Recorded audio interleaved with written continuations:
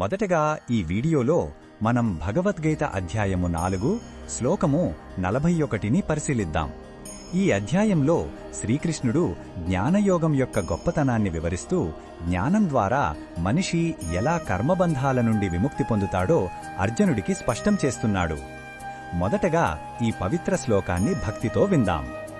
యోగ సన్యస్త కర్మాణం జ్ఞాన సంఛిన్న సంశయం ఆత్మవంతం న కర్మాణి నిబధ్నంతి ధనంజయ.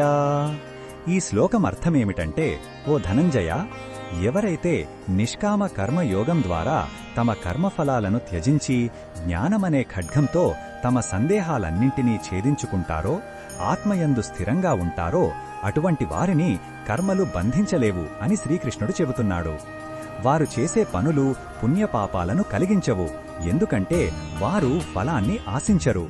ఈ శ్లోకంలో ఉన్న భావం మనకు ఏమి చెబుతుందంటే, నిజమైన స్వేచ్ఛ బయట పరిస్థితులలో కాదు, మన అంతరంగంలోనే ఉంది.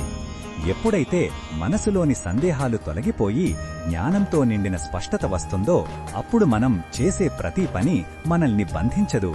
ఇది ఒక రకమైన నిర్భయ స్థితి. కర్మల పట్ల భయం పోయి మన విధులను ప్రశాంతంగా నిర్వర్తించగలిగే ధైర్యం కలుగుతుంది. ఈ బోధనను మన దైనందిన జీవితంలో ఎలా ఉపయోగించుకోవచ్చు అంటే, మనం చేసే ప్రతి పనిని, అది ఉద్యోగమైనా కుటుంబ బాధ్యత అయినా, నేను చేస్తున్నాను అనే అహంకారం లేకుండా ఇది నా కర్తవ్యం అని భావించి ఫలాన్ని భగవంతునికి అర్పించాలి.